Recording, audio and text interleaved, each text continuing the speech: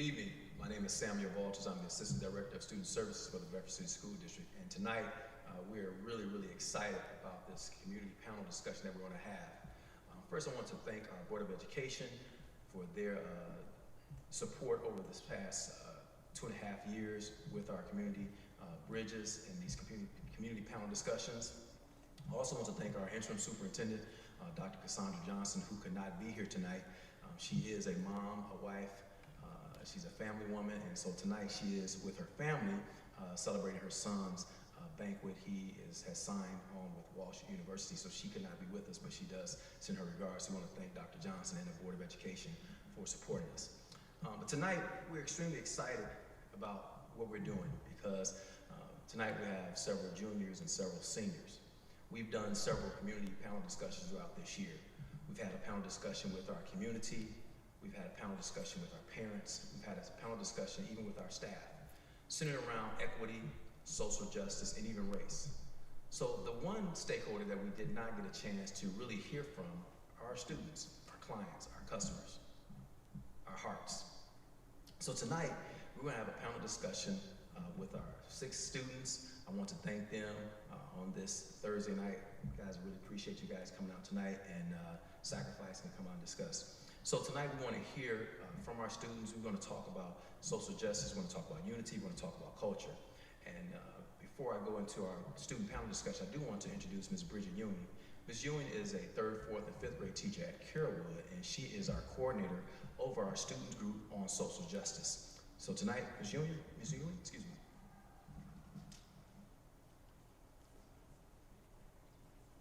Thank you, Mr. Walters. Good evening, everyone here and out there in virtual land there. The Students Group on Social Justice is a recently developed organization. It's student-led and teacher-facilitated. The goal of the organization is to drive the district's vision to build bridges between our students, parents, and community stakeholders so we can come together and discuss significant social justice issues in order to foster a culturally responsive environment in our schools and communities, which is embedded into daily practices of the district. This group provides a forum in which students can address school-related issues, maintain continuous communication with other students, staff, administrators, and community members to promote the awareness of social justice issues that are impacting the communities that we serve. The ultimate goal for this group is to assist the district to develop resources, community partnerships, and organizational infrastructure to ensure we provide a high-quality education for all students of the Bedford City School District through the lens of equity. Last year, we kicked off our recruitment efforts and received over 100 responses from students in grades 6 through 12, indicating interest to be members of this organization. Last March, the BCSD held a community forum, a conversation about racism and discrimination, which garnered much success. Building on the momentum, resources were developed for teachers to begin the courageous conversations of the same topic by exploring racism in the media. The students were introduced to real-world advertisements, literature, music, and the likes to examine the role of stereotypes and its impact on racism. Still in its beginning stages, we are moving forward with this year's theme, You Are a Piece of the Puzzle, Diversity and Inclusion. We are also connecting with the social justice through the arts by live stream performances from the well-renowned Playhouse Square in downtown Cleveland for their social justice series performance. Again, I thank you all, student panel. We look forward to hearing from you, and again, welcome everyone.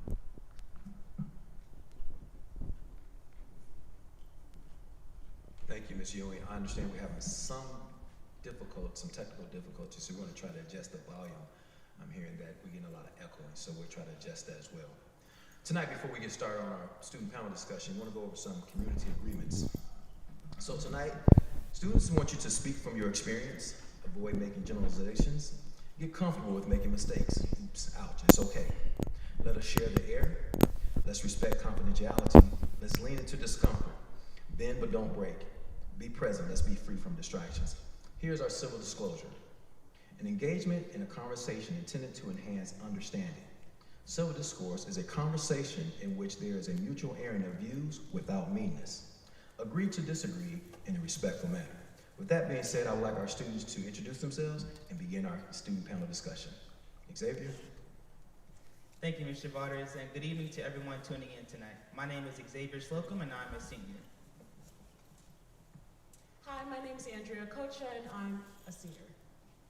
Hi, my name is Zanara Gray, and I'm a senior.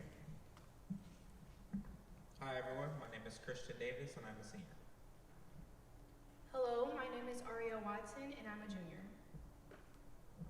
Hello, my name is Austin Luke and I'm a junior. All right, so to get started, I'll be asking my first question to Andrea, and that question will be, how do you define culture? Well, generally, I define culture as everything that sets us apart and puts us together as a community and a society. Oftentimes, we define communities based on their culture or ethnicity. And so culture is built up of whatever we eat and how we do our hair or our clothes and everything that we, our traditions, music, everything that you grew up with, and everything that you take into life with you from your childhood or whatever you bring along with you throughout your life. Anybody else? Andrea, before we go to, I'm sorry, Christian, would you speak to your culture? You have a very diverse family. Could you speak to your culture specifically? Yes. For anyone who might not know, my family comes from the motherland, or Africa, specifically Nigeria. So I define my culture in a different way than other African Americans because I'm more in tune to my roots, I would say. I define my culture through my food. If anybody, my Nigerians out there, if you've ever had fufu or gari, or your language, shout out to the Igbo tribe. My dancing, music, the beats you hear in the music. If you've ever listened to Afro beats, it's amazing. For every African American in our community or anywhere, I would very strongly recommend you to listen to that music because you can feel your roots. You can feel where you come from. Even when I was a child and I wasn't as exposed to my culture and I would listen to that music, I could feel where I came from. And I would definitely recommend for anyone who is able to go to the motherland, that is a home for you. So that is what I define my culture as. So what I was gonna say was that culture is kind of, so it makes us who we are. It's what makes, not even necessarily, Speak more into the mic. it's not even necessarily what makes us like black or white. It can be what makes us from Clevelanders. It can be somebody, or it can be what defines somebody from New York as a New Yorker or something like that. Like it doesn't have to be necessarily race. It can just be like where you're from, what state you're from, what country you're from, wherever you're from.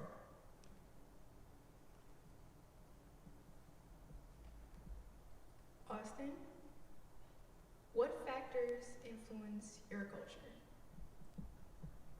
Pretty much what Andrea and Christian said for the most part. I think they did a good job of describing everything. Yeah, I would definitely say things like where you grew up at, the foods you ate, the clothes you wore, TV shows you watched, your favorite movies, the music you listened to, all things of that in that area, I feel influence your culture and makes you what you are. Yeah, I feel like you participating in certain groups or activities and being an extracurricular can add on to your culture. And yeah, would anyone like to add on to that? To add on to that, I wanted to bring it to a kind of lighter note. Anything that we want to share that defined our culture that we grew up with? Anything that we want to share that defined our culture that we grew up with as African Americans? I mean, I could say listening to that gospel music on Sunday, knowing it's time to clean. Yeah, definitely. It's time to clean. Helping my mom cook. waking up and feeling the excitement in winter that we know that it's a snow day, and doing absolutely nothing that day. Because if I'm not going to school, I'm not doing no work. Yeah. Oh wait, I'm not saying that's what you should do. That's what I do. I think to add on to that, something that kind of is a part of our culture, or part of my culture, I guess kind of all of our culture as Black people or as African Americans, like soul food. Soul food is kind of a very important part of Black culture, of Black heritage. Yeah.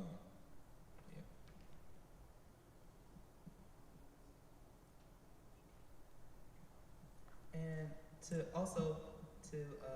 expound on what Christian said, I feel like one thing that when it comes to culture, it's very important to always remember like the traditions that have been passed down to you, and to like keep those in the family for whoever is in your family in the future. And I think a very important way of doing that is, say for example, you're someone that speaks a different language, or you're from a culture that speaks a different language. Like, say for example, you're from like Andrea's, like her parents are from Nigeria. Being able to pass down your language and talking in that language at home instead of always talking in English can be a very, I guess, important and useful way of passing down that culture. I want to piggyback off of that, start speaking about language. What other cultures do we have here, not just in Bedford High School, but in Bedford City School District, other than the African American culture, that speak different languages, and talk about how we adjust to that, or how we open-minded to that? What other cultures do we have right here in our community? I believe that we have a couple of students from the Latinx community that speak Spanish. I know I've been in class with some of them, and we have some Asian Americans. I was going to add, as far as extracurricular, I think the jazz band plays a good role in that, being that jazz originated, from Black people. So actually, we just performed today. So I think, yeah, jazz definitely, like the jazz band, I think is a huge part of Black culture, and that expresses that good. I also wanted to piggyback off of what Christian said about languages. I personally do not speak Igbo, but I do want to make it a point of trying to learn how to speak it. I do understand, but I don't know how to speak that language. But also, I'm sorry. But actually, yes, I was going to talk about the different types of English. So if we're talking about AAVE, or African American Vernacular English, yes, I believe so. And even the broken English or pidgin English, if you're coming from Nigeria, those are different types of languages, and it's been defined as either like ghetto or not as educated, but it's a language in and of itself. And I think that we should recognize it as that, because when you come from a different culture and you're bringing it into the culture that is of the majority in the land that you now live in, it's a new culture, because every culture that we have now is a mix of old ones, or a product of things that people brought together and decided to call it their own. So in my house, we speak with an accent, and we may not speak in the grammar that we're taught in school here, but it's a product of our culture and the intermingling of our culture and the culture that we found ourselves in America. Did anyone have anything else to add? Yeah, I was going to quickly add, I think the way we speak, like as Black people and growing up with Black families, I think that can add on to how do we define culture, and how does that influence our culture? Because, yeah, we might speak with a certain slang, but that doesn't make us less than or not equal than other people who may talk more proper than us. So, yeah. Anyone else want to add anything? Or? I also wanted to add on to the language part. As I am currently partaking in ASL, we recently just learned that Black ASL is in itself its own culture. They learned how to sign in ASL because during segregation, of course, Black people couldn't go into the white school and learn ASL, so they had to create their own. So that in itself is a form of culture. Black people have created their own form of language. Anyone else have something to add? All right, so let's move on to the next question. I'm going to ask this to Aria. Why is it important to learn about other cultures? I 100% think that it is important to learn about other people's cultures. From personal experience, I am a biracial child.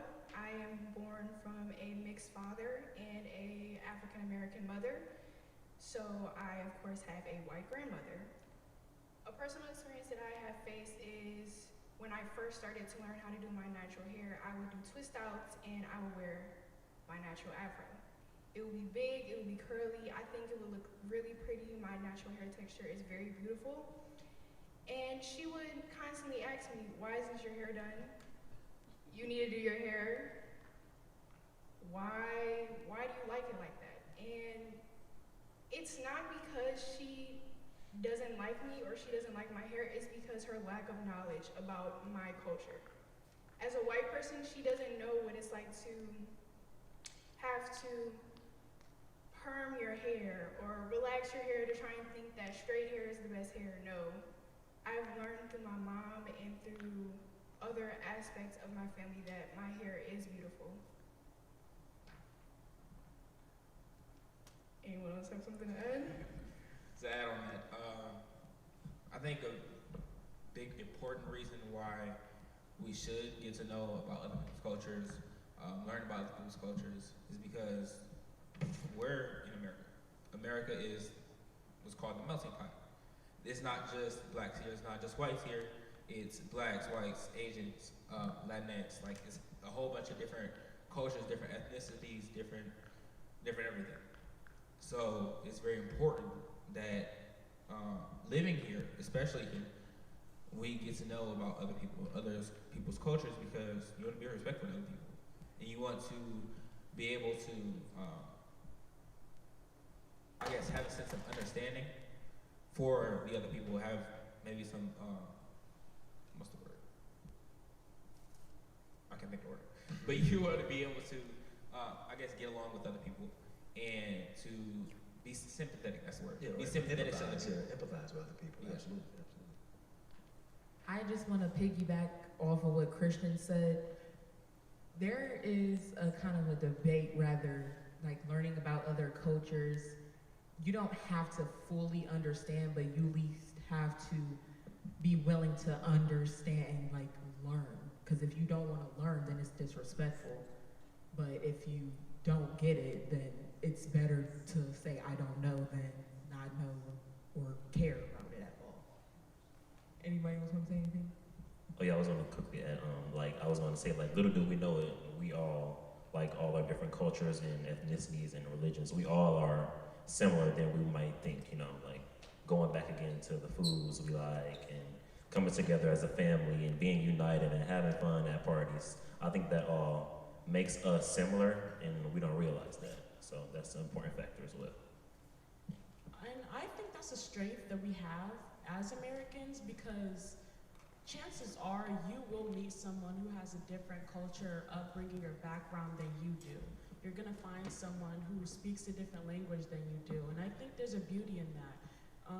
I think part of our culture as Americans is having to be the melting pot, is having to meet these people and to come into contact with different cultures because it brings a different mindset. It teaches you about respect, and respect is huge in any community, but especially ours, because in other countries where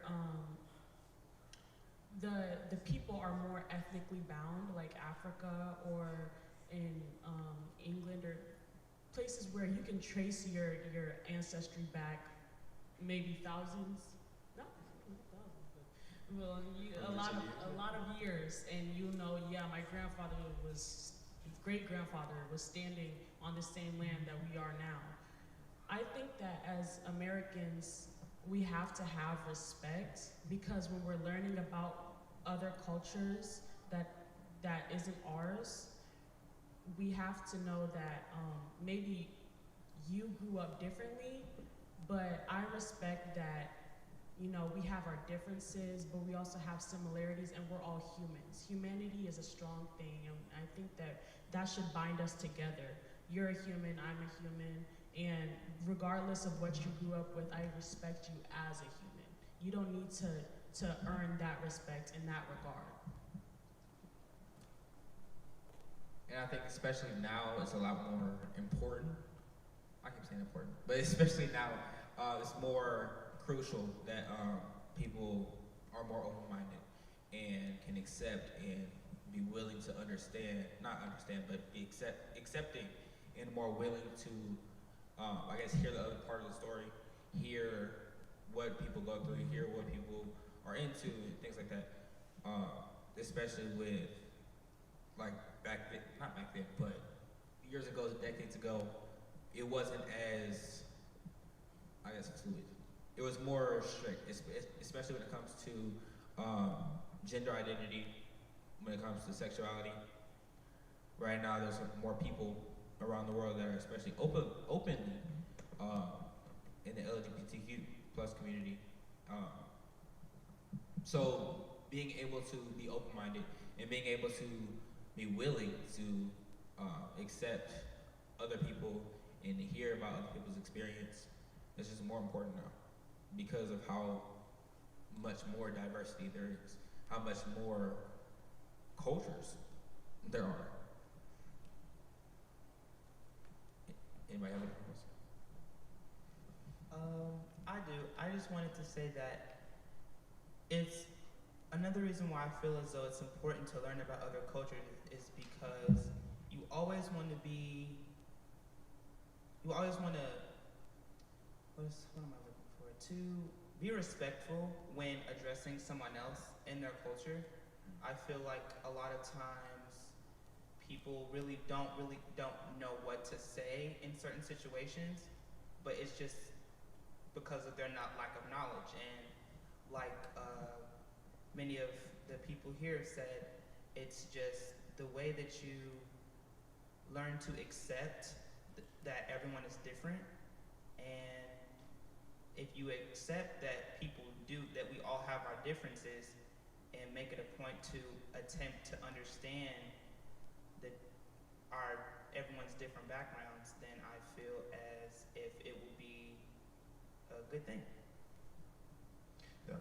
Students, you're doing a great job getting some information. Can you guys speak more to the mic so people can hear that? They're saying the sound is like really low.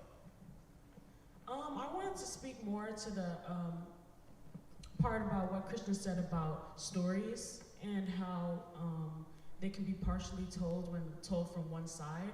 I think as African Americans, we absolutely know what that means, because a lot of history books don't tell our side of the story. And I'm a strong believer in nobody knows the whole story. There's different points of view, there's different people that were involved, and in order to hear those other sides of the story, we have to talk to other people, we have to respect their points of view. And I think when we talk about prejudice, it stems from hate, and hate is the fear of the unknown. And I think when we learn about different cultures, we're combating ignorance, and ignorance can start other things, bad things, and when we know about each other and our cultures, and respect that knowledge, that can stop a lot of other things from happening, like hate crimes and all of that stuff, because when you truly ask and have a conversation with somebody else who maybe I actually watched a documentary about a Ku Klux Klan member, and a lot of their beliefs was rooted in ignorance because they were told the wrong story, because the information that was given to them was given to them by their father and their father's father, and all of these people had the wrong information. And it all stemmed from ignorance. And when we learn about each other, we have respect for each other. We can treat each other better. We can avoid prejudice and hate. Andre, I want to piggyback, and I'm going to come to you guys, so Nara, hold your thoughts. But you said something that's pretty powerful regarding where hate is coming from, as far as the unknown or the ignorance. And Ariel spoke to her grandmother not understanding her hair, and it was not that she didn't love her. She loves her dearly as her grandchild, but she didn't have the knowledge. So if you guys could go ahead, Nara, if you want to speak, but I want you guys to speak to the importance of educating all cultures on the different cultures so that we can come together. I mean, I like my hair, just for the record. I have nice hair. So to add to what Andrea is saying, for example, I wrote a college essay called Racism is Uncultured, and I talked about how we're taught certain things while growing up, and we think that's the way we're supposed to think. And that's not the case. We have to learn and talk to each other in order to get to the bottom of how to earn that respect, give that respect, and just be respected into ourselves as human beings. Because disrespecting other humans is not humane. And we have to learn how to get over that and be happy with life.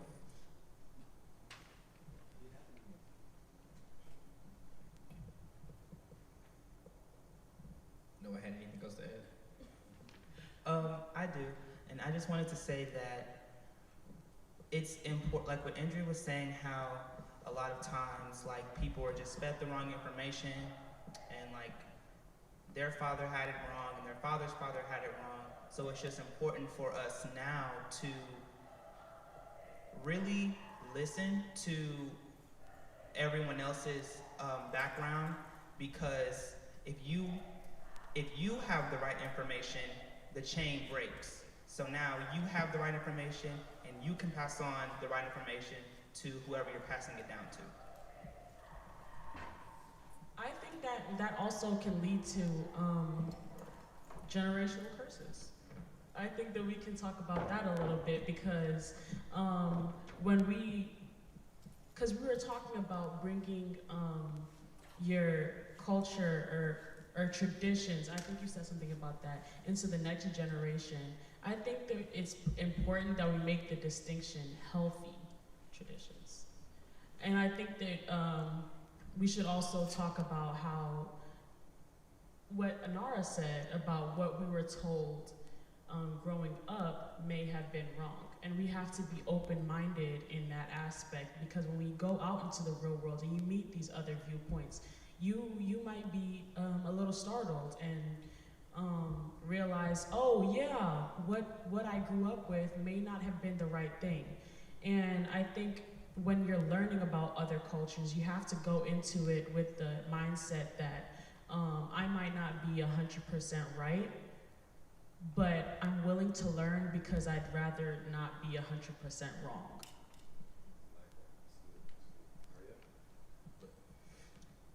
I think you're 100% right when you do say that when talking about generational curses, we do need to bring in the healthy ones. A lot of within the Black culture, there are a lot of unhealthy generational curses that have been passed down. I think a really big one would be the stress on mental health. Within the Black community, a lot of people were told as, so I'm assuming most of our parents are millennials, correct? Millennials? So millennials were taught by boomers that mental illness, you don't go to the doctor for mental illness because then you're going to be classified as crazy. What do you need to go to the doctor for? Are you crazy? Yeah, Go ahead, speak on that, because that is very profound. It's very factual. There's a lot of data where the African American culture or the Black community will not seek mental health. You know, if our arm was broken, we would go to the doctor to get our arm fixed, correct? You know, if we have a cold, we go to the doctor for that. You know, if we have heart conditions, we go to the doctor for that. And so, yes, I do want you to speak to the mental aspect and talk about, if you would, as the Gen Zs, I believe you guys are Gen Zs. So speak to the generational curses from millennials to the 70s and then to things that you all face with that mental stress, and how does that affect us? I think, in my personal opinion, I think the reason why we have the generational curses is because how we were treated back then. So if something was wrong with you when you were a slave, and you told your mom, she probably would have been like, you deal with it. Don't go to nobody about it. You deal with it. So that has probably been passed down for generations, and that's why we have it now. But the problem is currently, when addressed with problems within parenting, especially, when parents are told by children that they have a problem, most parents, it's kind of hard for them to accept that because they feel like they're doing the best that they can. It's not about you not doing the best that you can, it's about what you are doing to improve yourself when brought with problems. So a big problem is when talking about mental health, a lot of parents, especially within teens now because of the pandemic, a lot of teens suffer from depression, suffer from anxiety, suffer from bipolar, suffer from mania. Nobody wants to talk about it, and when brought up, it's not dealt with. And that's why a lot of things have progressed. So I think it's very important for especially parents now to understand what's going on within a child's life, because I've been told so many times, I would have never been able to do what y'all are doing now, to be able to go through a pandemic in high school. I've never experienced that. I'm sorry. No, go ahead. As Gen Z, I think that I'm so proud of our generation, because I think through this pandemic and through quarantine, we've seen the problems and the generational curses that have been passed down onto us, especially regarding mental health, and we're combating it. I see a lot of people being proud, oh yeah, I'm going to therapy, I'm going to counseling, because I feel like in the generations before us, you get help for what you can see. Sickness is physical to them. And in the mind, your mind helps you to get through the day. Your mind helps you to do everything that you do. And when there's a sickness in the mind, that needs to be treated. And I see a lot of people in our generation going to get degrees in psychology. And I think that's one way that we can combat that generational curse. And me, myself, I'm going to major in psychology because I think it's very beautiful how the mind works, and helping to treat the mind is, I feel, very crucial in this time, because we don't want to pass that on to the next generation. We want to stop that now. So if you need help, you should go and get it. To piggyback off of Ariel and Andrea, like they said, I completely think it's a really good thing that our generation is taking mental health a lot more seriously and a lot more seriously than previous generations. Like Ariel said about the pandemic, like it's ridiculous how many people are or had to go through like mental health issues alone. I can't even count on two hands how many people had to talk off the ledge that year or those years. Like it's just something that really needs to be taken care of, and I think it's a really good thing that the district has taken some initiative in getting like therapists and people to help with mental health, and people that can actually do some or make some change when it comes to mental health. I wanted to share with the audience as well as the students, one of the things that the board has done has invested in mental health. And so I don't know if the audience knows that we have 2 mental health therapists, we have 3 mental health therapists and 3 social workers specifically to assist and aid in with our socio-emotional component as well as mental health. We have a mental health therapists at both the primary schools, both at the 3, 4, 5 buildings, and then we split our mental health therapists between the junior high and the high school. So we are aware of that and addressing that. But continue. Great conversation, guys. Great conversation. And now I would like to move on to the topic of success. Okay, this question is for Christian. How do you define a hero, male or female? So personally, my hero is my father. But just my definition for a hero is somebody that's courageous, somebody that inspires people, somebody that people can look up to. But honestly, a hero can be anybody. You can be a hero. You don't have to be you don't have to be like MLK. You don't have to be a superhero. You can be anybody. Like they say, not all heroes wear capes. A hero is anybody that just kind of encourages people to do things, to be better people. Yeah. And I would like to add to that, I feel like with heroes, like a good quality they have is being able to sense or see that something isn't right and not being afraid to enact the change that is needed in order to correct the wrongness.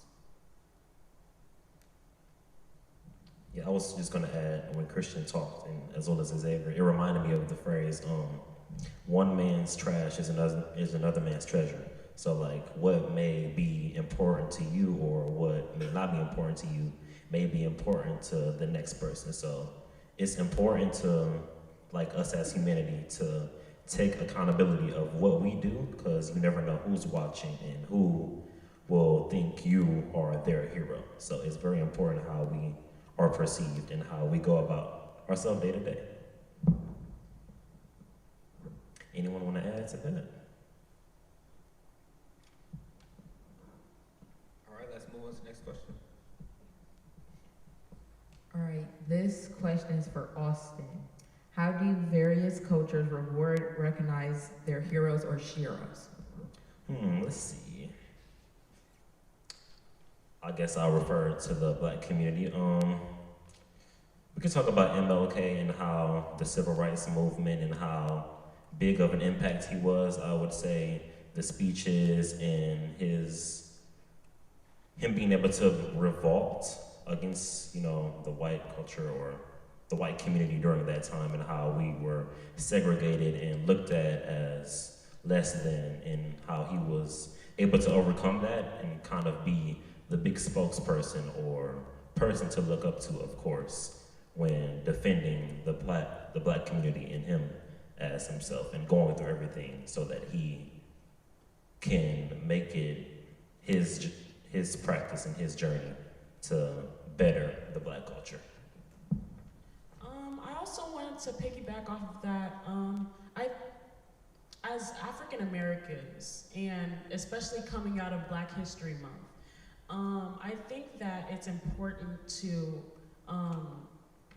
shed some spotlight on other heroes. MLK he was a good hero and he was a good leader, but I think that it's important, especially in our classrooms, to teach about other people, because he definitely did not make change by himself. It was other people, and I think that it's very important that everyone also gets their roses while they're alive, so that they know the change that they have made while they're there. And a lot of the time, the change that they may have made may have happened after they passed, but I think it's important, especially to that specific person, to give them their thanks while they're here. So, yeah.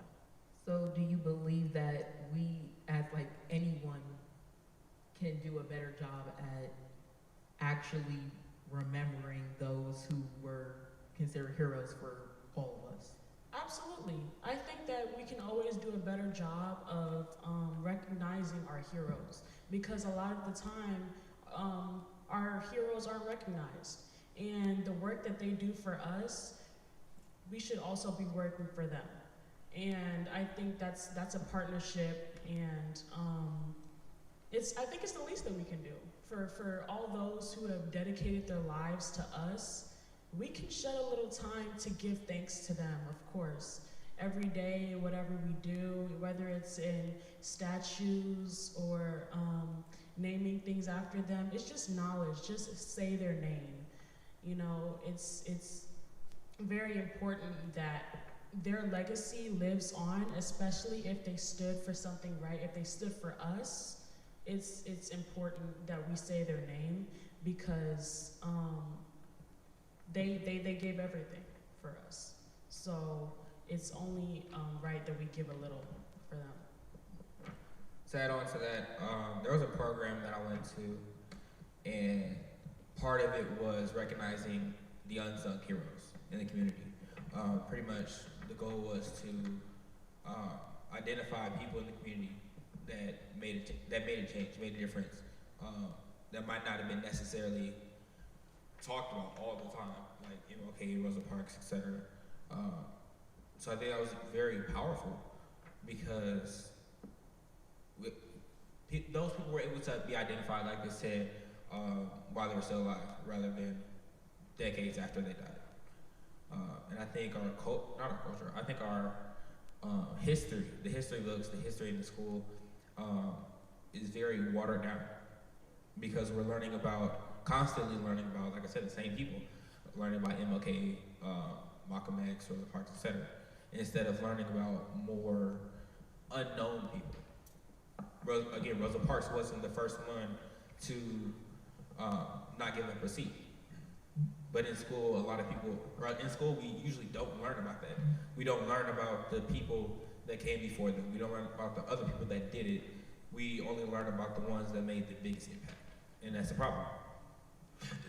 And Bernard, I definitely want to speak to that, but you're not showing any disrespect to the Martin Luther King or the Rosa Parks, but you're really digging into that there are so many other African Americans, other people who have stood up for justice and stood up for what's right to make this movement as well. So I want to just establish that, such as W.E.B. Du Bois, other famous African Americans. Go ahead, Bernard. Do you guys feel that the reason they don't discuss the unknown is because they don't know themselves, or because they don't care, in a way? I think it's more of like they don't know, because like we were talking about earlier, a lot of people weren't as educated. I mean, not as educated, but like in certain situations, there were, like we said, these were people who a lot of us didn't even know before the MLK and the Rosa Parks. So I feel like it's just they care, but it's just the lack of knowledge of those people. And I think it also goes into having not exactly respect, but taking pride in our culture, in our history. We have to take the effort to learn those names and to make sure they're not forgotten. And I think that there also should be spotlight on the foot soldiers, the people who, all those people who are on the, the Edmund Pettus Bridge, all those people have names too, even though they were led by MLK and John Lewis and all those other people. I think that all the people who took their time, the everyday people, the common people, the mother who had a 9-to-5 and 3 children, and she was a single mother, and she still went out to march because she knew that her 3 sons were gonna grow into African American men who could be, abused by the police. She went and marched for them. And I think that she deserves our time, and we need to know her name. And all those people who we see in pictures that have just a caption, man raising his fist for black rights, we need to know his name. And it's not just about the leaders, it's the people who followed them, the people who nodded their head in the crowd, all those people who were in the crowd when MLK was saying his speech. those are people who stood up for us too. And I think that their names should be learned as well. Do you guys agree that we as a culture need to stop waiting for schools and our parents to teach us things and start reading books and learning stuff our own self? Because at the end of the day, this is our culture and it's our responsibility to know it from like the back of our hands and be proud of it. I feel like we can't solely, we have to take some responsibility for that. We can't solely rely on school to be our only source of, well, you need to teach me about my culture because, you know. But it's good that the schools do take some initiative to teach us about our cultures, but I do feel like it's equally as important to take time to dig into your past yourself. Anyone else want to add anything? Okay, the next question is going to be for Andrea. How does the media shape our view of the world and ourselves?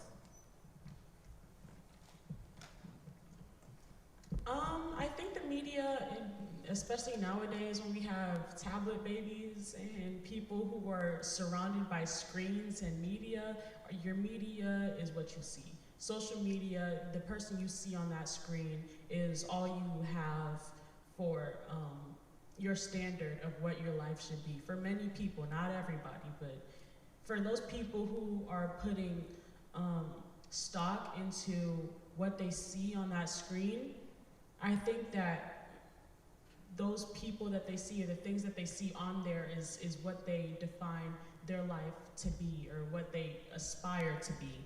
And so when we're looking at social media or whatever media that we find ourselves looking at or getting our information from, I think that we should also look out into the real world and look at our priorities. If we see that someone has a lot of money on the internet from doing something they love, you can take that, but also know that life for you may not be life for them. And just because it's on a screen doesn't mean that it's universal. I want to piggyback off that. I'm going to go to you, Christian. But can we speak to, and this is for anyone for the entire panel, can we speak to the pros and cons of social media and how it affects our young people? Some of us get in trouble big time over social media, but you talk about there's some positive aspects of social media as well. So can you guys speak to the positive as well as the negative effects of social media? I can speak on the negative. Great. Well, first I want to say social media is not real life.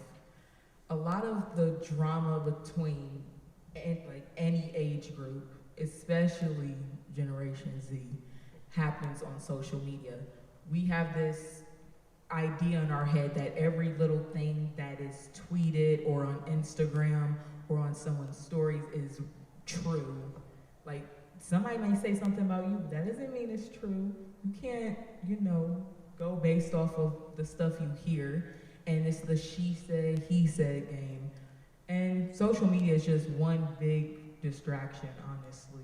But the pros, you can talk about the pros. I guess I'm going to talk about the pros now. I think that when social media is used in the way that it was meant to be used, when it was created, for information and communication, that was what Facebook and what Google Plus now, does anybody, well, anyway, Twitter and Instagram, Snapchat is for communication, it's for staying in touch with the ones that you love or meeting new people, meeting other cultures and information, when it's the right information, when it's factual information. I think that in a lot of times, especially in modern times, in the last couple of years, in this last election, media was used against us. Misinformation, it was used against us, and when we use media in the way that it was intended to spread facts and to make each other aware, to give voices to those who were previously voiceless, that's important. For all of the marginalized communities, when you give them a camera or you give them social media and they're allowed to broadcast their voice to the world and speak on on injustice, that's what social media was meant for, and for you know, spreading love. It's when we take those tools and use them for bad things, or to spread hatred, or to be in drama. That's when media is bad. But media is a tool. Social media is a tool, and we're the ones who have to be responsible for using them. You don't blame the hammer when you get hit with it. So. You don't blame the hammer when you get, I love it.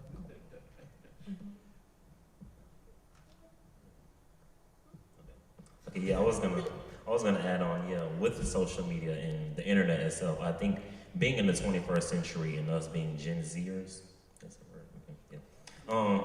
I think definitely I've seen a lot of productivity in businesses get created with, you know, our generation, you know, hair pages, doing nails, you know, creating brands and stuff like that. I think that's a positive impact of social media or whatever, and, you know, using the internet and stuff. I think us being in the 21st century, I think that is very important, and that can unite us in the future, you know, promoting our brand and being a positive influencer on the community.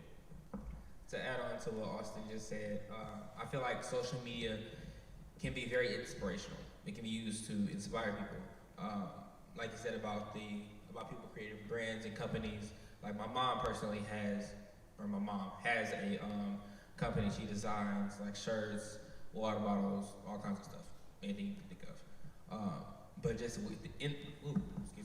That was smooth, Christian. That was a smooth plug you put in for your mom on that social media. That was smooth. That was smooth. I didn't know it. But promotion, right? A little advertisement. But just within the school alone, I do not know how many people have businesses now, but it's a lot. There's a lot of people that have businesses doing hair, doing nails, doing lashes, doing baking, cooking, like just all types of things. It's a way to communicate. It's a way to spread the word. It doesn't have to be, like Andrew said, it doesn't just have to be negative things. It doesn't have to be false communication. It can be something to spread encouragement, spread inspiration, to spread a sense of community. Like I personally have met some people on social media. Like obviously I've checked to make sure that they're real people, but I've made some of my close friends on social media. Like social media it's not always a bad thing. It can be a really positive, really impactful thing in this world. And Okay, earlier in the discussion, we were talking about how when people are uneducated, that's when things tend to go south. So do you feel like, yes, there are pros to social media, but when they get in the wrong hands, or the wrong hands that they're getting into, the people that are uneducated about what it's supposed to be used for?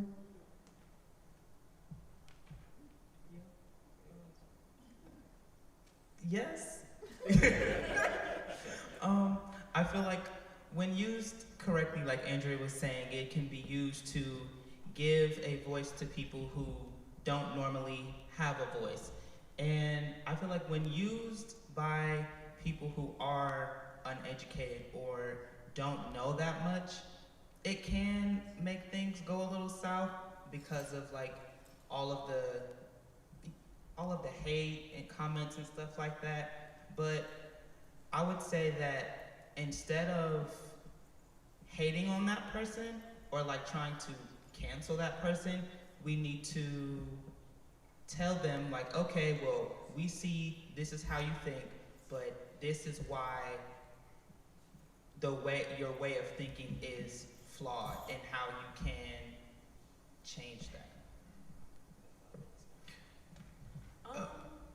Real quick before we move forward, the time is 6:55, and I don't know about you, but I'm enjoying this conversation. This is really, really deep, very thought-provoking. I'm extremely proud of our students. I know we said on our program we're just going to do from 6 to 7, but if it's okay, if you can give us just another 15 to 20 minutes and we go to 7:15. This week is Unity Week at the high school, and we're excited, and we're talking about unity and culture and success. And again, guys, I'm just so excited. One of the things we talked about in our disclosure is get comfortable with being, uncomfortable. And so you guys doing an awesome job. So audience, if you would just stay with us about 15, 20 more minutes, we're gonna let our students move into, they're gonna talk about success in the social media, and they're gonna move into unity, which would be our last topic. Thank you, guys. I'm just gonna say something really quick and then we'll move into unity. I think I'm going to have to make a slight disagreement with uneducated. I think that this is one of the few times where knowledge can be used in the wrong way, because especially in the last couple of years, those who know how to use social media can use it for bad intentions. So they were fully educated, maybe more educated than regular people, and they chose to use that tool in a way that could hurt other people.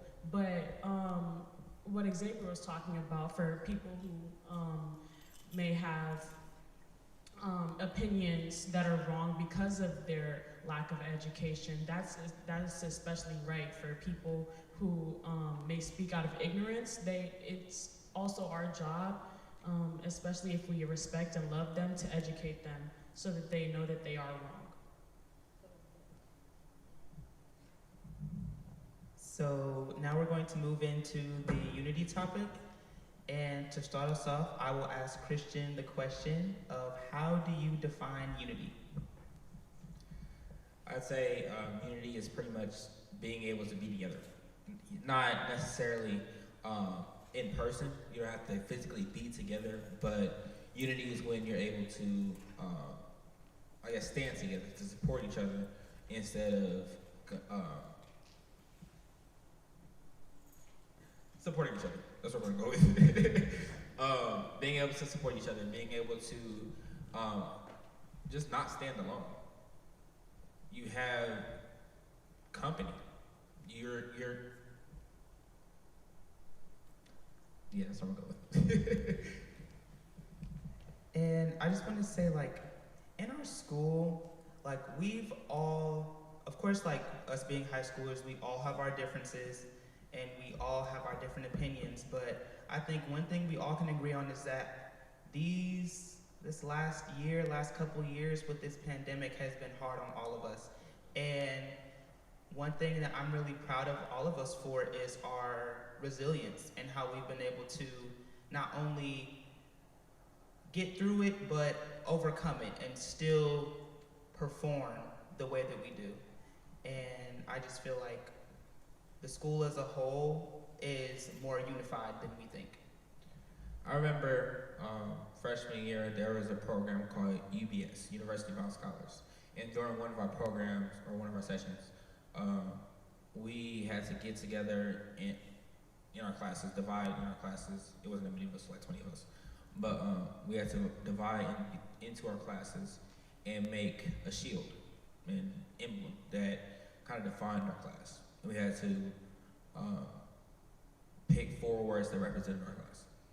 And one of the ones that the freshman class that we picked was unity, because of how much we've been through together. Our class has been through so much. We've been through deaths, we've been through pandemics, we've been through way too much for our time. And the fact that we've been able to get through all that together kind of makes us really strong. Makes our class really strong. I do say so myself, our class is probably one of the strongest classes that this school has ever seen.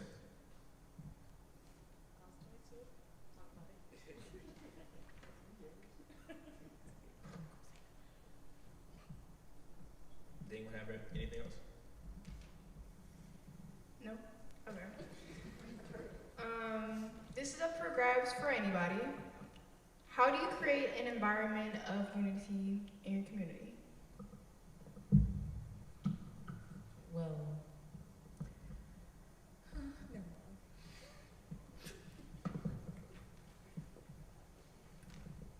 I think that especially we do when we live in reality. We are a majority African American community, so there is that sense of unity in that aspect. But also, as high schoolers, some of these people we've grown up with for 12 years, or how many other years we've been in the same classes, and I see people walking down the hallway, even if I've never had a class with you, I know you've been in this school for a couple years at least, and we took our senior pictures today, and seeing everyone in their cap and gown is really emotional, because it's crazy to think at one point in time, whether we come from different households or different cultures or anything like that, at one point in time we were in the same place in life. We were in a classroom learning the same thing. We were experiencing some of the same things. We have the same thing for lunch. And, when the stomach bugs go around, I throw up, you throw up, That's unity. And, we're together. And it's so crazy to think, I'm so excited for our reunion because I want to see these people again. These are people that I really grew up with, and I may not be friends with everybody, but years from now, I will consider a lot of the people in my class to be my childhood friends, because these are the people who made up my childhood. I look to these people, when I needed homework answers. I look to these people, we have a Unity Day program tomorrow, like pep rallies. Hey, I look to the guy behind me to pull this rope a little harder, because we gotta beat these seniors, when we were freshmen. And, it's amazing to think about, even just in your neighborhood, the person who's living in the house next to you, we see the same trees outside. We see the same sun, the same sky, and I think that there's unity in just that. And we go to the same stores, I think that there's a big sense of unity at Aldi's, because, when you put that quarter in that cart, and the lady behind you, and you're done with your cart, and the lady behind you doesn't have a quarter, you give that cart to her. You've lost a quarter, but you've gained a friend. Wow. And that's what matters. No, that's good. That's good. That's good. That's unity. I like that. Does anyone have anything to add to that? I think she kind of covered it. Oh, yes. I feel like in order to create an environment of unity, it has to be a safe space. You can't feel like if you're gonna say something or wanna do something, you're gonna be judged for it. Unity means you're not standing alone. So, yeah. And I also feel like that is one thing that our school has done a good job at, is making us, with all the help that we have available to us, they make us feel that we always have someone in our corner, that we are not going through whatever we're going through alone, and that we don't, and if we are, that we don't have to. Now, I think that's something that when creating unity that you kind of have to stress. You're not alone in this. Whatever you're going through, you have people that you can talk to. You have people that can help you. You have people that can direct you to get help. You don't have to go through everything alone, because you're not alone in this world. You're not alone in this school. You're not alone in your household. Like I said, you're just not alone. So understanding and being able to, I guess, realize that you're not alone in something, that you have people to be there to help you and support you, are really important when it comes to creating unity in the school, in the community, wherever. I have a saying that I don't really tell anybody. It's more for me to inspire kindness in myself. Selflessness takes selfishness. And say that one more time. Speaking to the mic. You take it slow on that one, because that's selflessness takes selfishness. Wow. And especially in my house and my family, the golden rule, treat others the way you want to be treated, is very golden for us, because going back to the selfishness, see yourself in the other person. And when you see someone being treated wrong, and I think this goes back to social justice and everything, see yourself in their shoes. You know, if they're crying, see yourself crying. See yourself struggling, or see yourself being bullied, see yourself being prejudiced against. And what would you do if you're the other person and you want to help yourself out? Because you never want yourself to struggle. Nobody ever wants to be in a bad mood. So if you treat others the way you would like yourself to be treated, seeing yourself in that person's shoes, it will inspire you more than anything to help that person. And I think that that's what we should all do in our community. Our community is made up of individuals. And when us as individuals make ourselves see each other, see ourselves in each other, we will go above and beyond to make sure that we are all okay. So that's something that I tell myself all the time. Yeah, like what if that was you? And when you think about that, it personally hurts yourself to hurt that other person, because it's like, what if that happened to me? When you think like that, I promise it will change the world for you. To go off of what Andrea said, the treat people how you want to be treated thing, like that is so true, because in the world there's a force that will make everything circle around and come back to another person or somebody you love. Like my mom used to tell me this saying, hurt people hurt people. So if you hurt somebody's feelings, it's a cycle. They're gonna go hurt somebody else and it's gonna keep going on. And before you know it, the whole world is just gonna be miserable. And nobody wants to live in a world like that. So yeah, treat people how you want to be treated and don't judge people, and then it will be unified everywhere you go.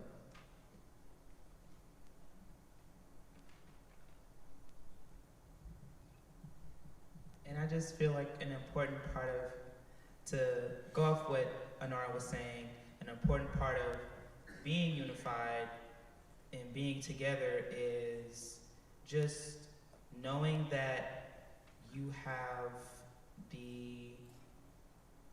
the power to instill kindness into others. And once you instill that kindness into someone else and they instill that kindness into another person, then it's the opposite. So instead of someone hurting another person, you have someone being kind to another person. And then you have a whole community where everyone's just being kind and happy. And that's the ultimate goal. And I'm gonna kind of tie this into the next one. I think that does tie into the next question, because the next question is, what are the benefits of unity in school, home, community, and the world? And no, okay. Dang, I forgot what you just said. Go ahead. But yeah, like just that is just like one of the many benefits of unity, like in school, home, your community, wherever it may be. Just that kindness, that willing to, like Andrea said, look at someone else and see yourself and say, hey, like if that was me, I would want some help. I would want someone to come over to me and say, hey, are you okay? Or hey, do you need some help? Because then it'll make me feel good. And that's what you want. Everyone wants, when they're at their lowest, you want to be lifted up and you want to feel better. And honestly, it would make the world a much better place. A world of love and happiness, if you get the reference. A world of love and happiness will be a lot better than a world of pain. It would be a lot better than a world of hurt people hurting people. And to tie back into what we were talking about earlier as far as mental health, it would make mental health a much smaller issue, because having more love in the world, having more unity in the world, having more support in the world, like I was talking about, would, I think at least, would help to show people that are people that you can go and talk to.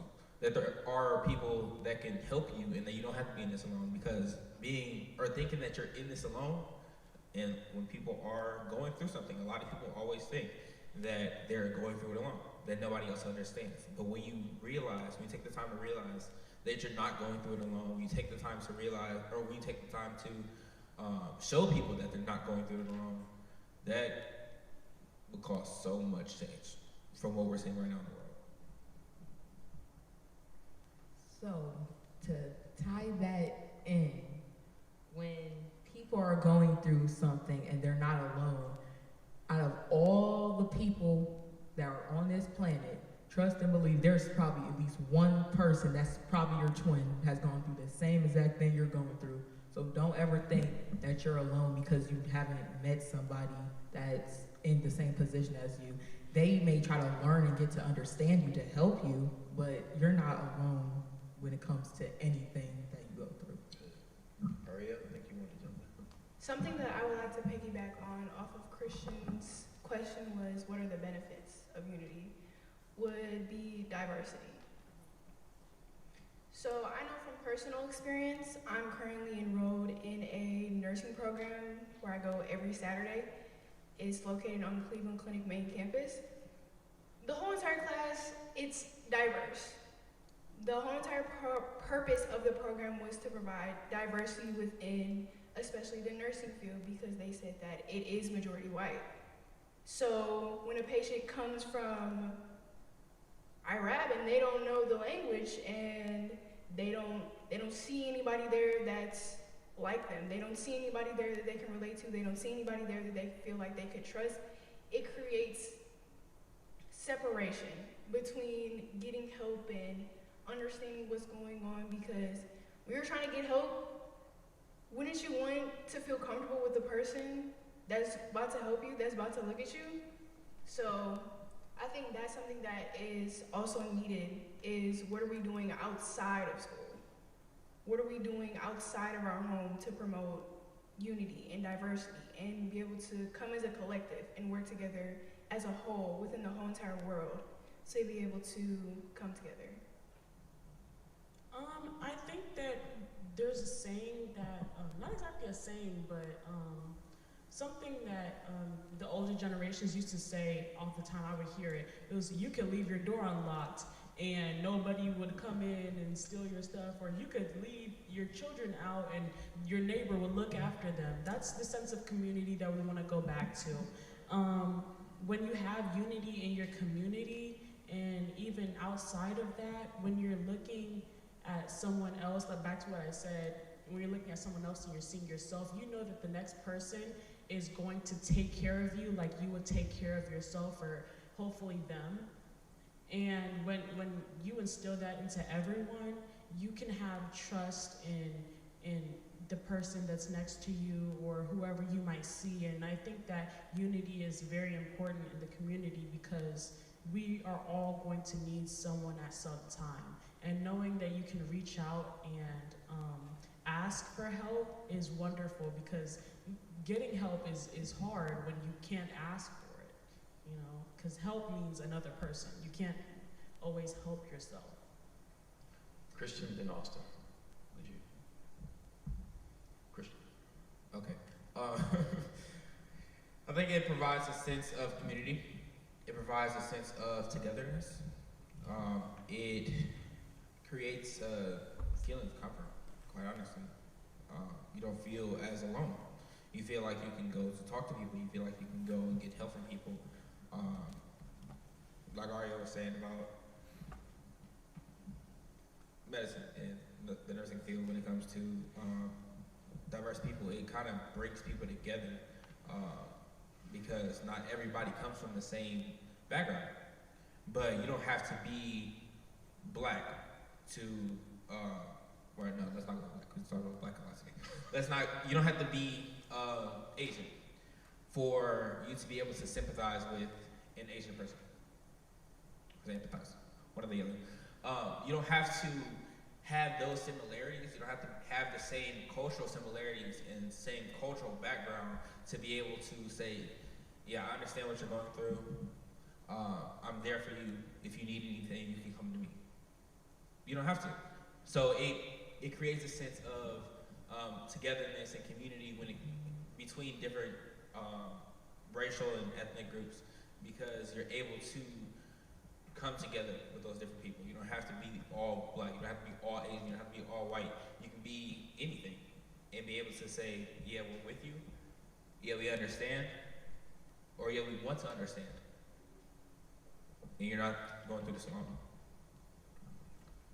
Okay, to kind of wrap it all up, I think having an open mind is huge. You know, I always go back to, marching band references, and I think about being a section leader and seeing how two different people can have different playing skill levels. So you got to think about, how would you feel if you were, playing at this level, and how would you feel if you are playing at this level, which is higher? You have to take into consideration everyone's feelings and think about how you would, like Andrea said, take that situation and how you would go about it. And having an open mind, I think, can end up making the world a better place, with having an open mind and seeing everyone's viewpoints, and you have a full understanding that you can make the world a better place that can have a domino effect to make the whole world united.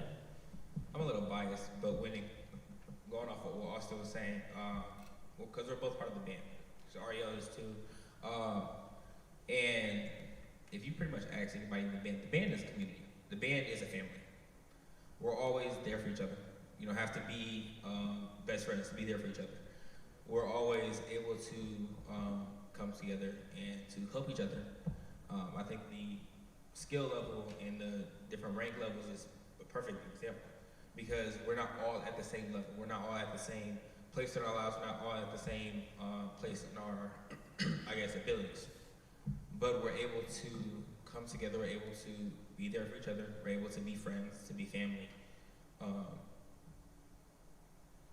It's just really powerful if you see it for yourself. It's just really powerful, the fact that we are able to be the family that the band is kind of made out to be. Thank you, guys. Listen, it's 7:20, and I know we can go for another hour and a half, but words cannot express from the bottom of my heart, the bottom of our hearts. You guys did an awesome job. If you're out there, I know we can't hear you, but can you just give us a snap or something, put it in the chat or something, and say, hey, because our kids did an awesome job. We're really proud of you guys. You represent Bedford and Bedford's finest. I want to give a couple shout outs tonight. I want to appreciate our tech department for helping us out this evening. Thank you guys so much. I also want to thank our Director of Communications, Ms. Denise Dick. I also want to thank our interim superintendent, as well as our Board of Education. They are definitely supporting us, and so we definitely appreciate you guys. I want to give a shout out to our Strategic Planning Committee, who's on our social justice team, Ms. Bridget Ewing, as well as Ms. McKean from Heskey Middle School. Thank you, Ms. McKean, for coming out. I always share with everyone that there is no community without unity, and this week it is Unity Week, and to my understanding, the color is orange, and I would be remiss by not asking our building principal, Ms. Kalisha Lewis, to come up and close us out. She is wearing her fabulous orange tonight to show her unity and her spirit for her kids, so we love her dearly. She is a graduate and alumni of Bedford High School. So again, I want to thank Ms. Lewis. So come on up, Ms. Lewis, and close us out. Again, I know we can't hear you, but let me say this. Ms. Dick, I want you to write this down. We are going to come back again in about a month, maybe just before spring break, but we got to continue this conversation. And we're going to promote it really well. And shout out to the class of 2022, the seniors. But do know, community, we're going to redo this again. We're going to continue this conversation. Our kids did an awesome job. We love you guys. We love you. Ms. Lewis, thank you. You can always leave it up to Mr. Walters to put us on the spot. Had I known I was coming up here, I would have looked a little more fabulous like the panel. I am not fabulous today. But yes, I have on my orange pants. It is Unity Week here, and today was orange. So thank you. I won't stay long because honestly, I would like to stay in the background. You all are absolutely the spotlight. I mean, I cannot express, I got goosebumps, I had tears, just listening to you all. You guys are so courageous to come up here and make us uncomfortable. It is time to get uncomfortable. That is the only way that we can move forward, and I just want to say thank you to all of you for, you know, being able to come up here and speak. We as adults can learn a lot from you if we just close our mouths and open our ears and listen. So again, thank you. Thank you so much, Ms. Lewis. Again, as in the words of Russell Simmons, good night and God bless. Thank you all for coming.